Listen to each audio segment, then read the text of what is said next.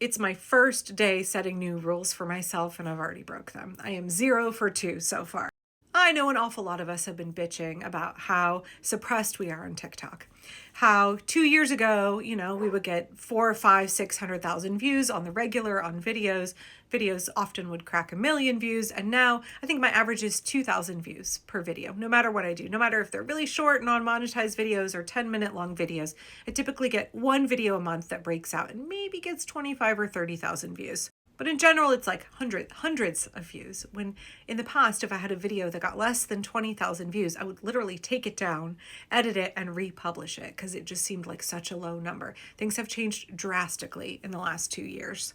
And in particular, since the election, and I know that there was this report that came out this week that talked about how content on TikTok around what's happening in Minnesota is being suppressed. How DHS said that they were going to do a drawdown.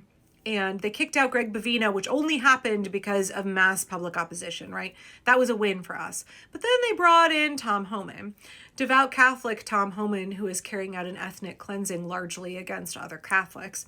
And he said he's going to draw down. He took out a couple hundred agents. And really, though, things have not changed very much at all for folks in Minnesota. It's still terrible there. It's still oppressive and terrible and violent. And there is an active resistance where people are caring for their neighbors and trying to protect them from the tyranny of ICE. But we're not hearing about it so much. Content is being actively suppressed on TikTok from Minnesota creators who are sharing the truth of what is happening there. And it's true for a lot of pro-democracy creators. I firmly believe that the only people whose views are getting out are people who say things that the regime likes, or they have some entity that is backing them and making sure that their content gets pushed, that is greasing the palms of TikTok a little bit. That's purely speculative. I don't have any evidence of that, but I would be surprised. All of the big social media creators I see who are truly independent and are not sponsored by some agency or some dark money group or some PAC or some corporation, their content is really, really suppressed. They're large accounts who got lots of views, big reach a couple of years ago, and now nobody sees anything that they make. And that's what happened to me, right? I have gained, I think, like 300 followers in the last year. When I went from 0 to 150,000 in less than a year. And it's a nightmare. So I made these new rules for myself along with the help of, I hired somebody. I've hired help now. I would say a consultant, a creative director who's helping me. And we set some new rules, trying to figure out if I can recover my TikTok accounts, change the way that I make content in order to help my message get out to more people. See if it's possible to overcome the struggles of the algorithm. Likewise, she set some limits on me for how much content I put out on YouTube, because I'm working 7 days a week, about 80 hours a week, if not more, on social media, and it's not sustainable. I can't put out 4, 5, 6, 7 videos a day that are between 10 and 20 minutes long. It's just not. I'm running myself into the ground, and I have an awful lot of community organizing work that I need to do. So she's like, for the next week or so, let's just have you limit yourself to two longer videos a day and see how that goes. And then 1 short video a day talking expressly about permaculture, because I'm already getting really excited. I miss talking about permaculture. You notice in my videos, I try and sprinkle in a little bit of permaculture principles and ethics and design whenever I can. I really miss talking about it. And permaculture is a design system about building a more just and regenerative world, so it's more applicable in these times than maybe it ever has been before. So I want to make a short series, maybe 5 or 6 videos, an intro to permaculture, and then maybe a longer series of videos on the 12 principles of permaculture, just explaining to people what it is, right? But then also only 2 long YouTube videos a day talking about politics. And that's really hard for me because I typically script out 20-something videos a day. It's a huge waste of energy. And I only film somewhere between 4 and 8 videos a day. And again, not sustainable at all, but I feel like I've not even begun to touch all of the important topics and link different stories together that I really want to talk about. So it will be an exercise in self-control for me to limit myself to 2 videos a day. I am failing already because I'm doing this long video to explain what I'm going to be doing. But I just got off a 2-hour-long live, which was wonderful, really, really good conversation with folks. And I want to have transparency because I mentioned I was going to be making some changes.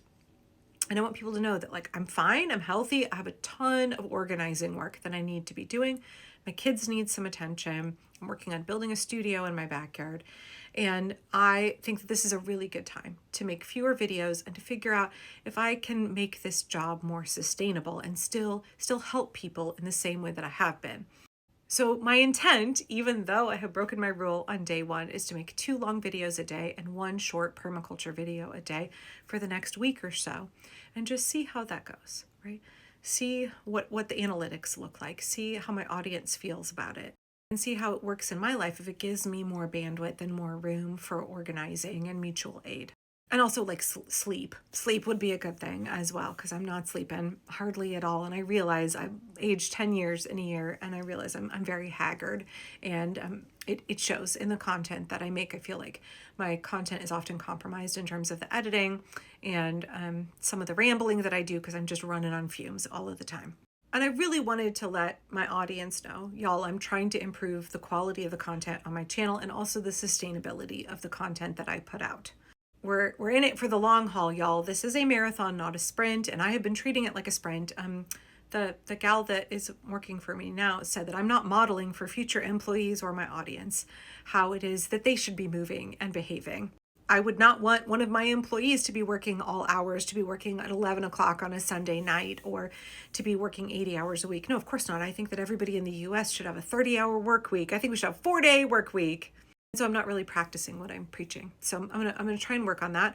We'll see what that looks like. I'm trying to get more efficient about my editing. I have help with editing and figuring out how to streamline my platforms to make things more. I want to work smarter, not harder. And I've been working real hard and really inefficiently for a while. That's what happens when you go from making niche permaculture gardening content to suddenly your platform becomes 10, 12 times bigger than it was before, and you're making nonstop political content, and then also trying to still cover parenting and permaculture stuff, and also skills-based community organizing and mutual aid videos.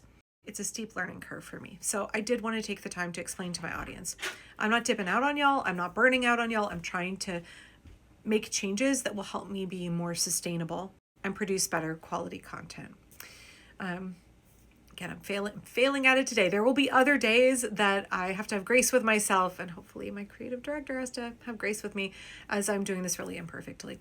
For the scale of the platform and the quantity of content that I put out, it's kind of unbelievable that I work by myself. And I've tried multiple times to hire assistants to help me, and that's had varying degrees of success.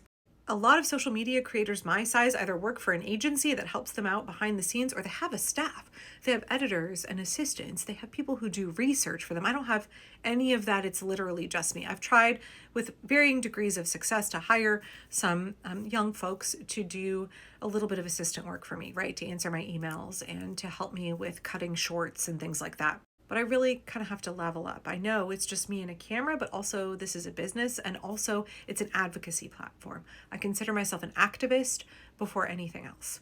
And so I want to make sure that I'm able to maximize the use of this platform in order to serve the needs of the people who watch my content, and also to help do right by and advance the causes that I care about. So that's sort of where things stand right now. You will see fewer videos from me as I'm trying to readjust my TikTok and see if I can get anything on here to work, get the algorithm to cooperate with me at all.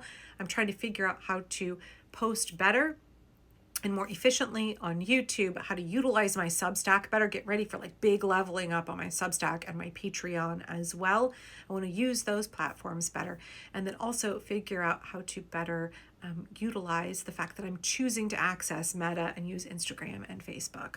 If you have thoughts or suggestions, I'm always down for thoughts and suggestions. I'm really so grateful that I'm in the position to be able to hire expert advice and help, and have that partnership, that collaboration between myself and someone with just like decades of experience that I don't have.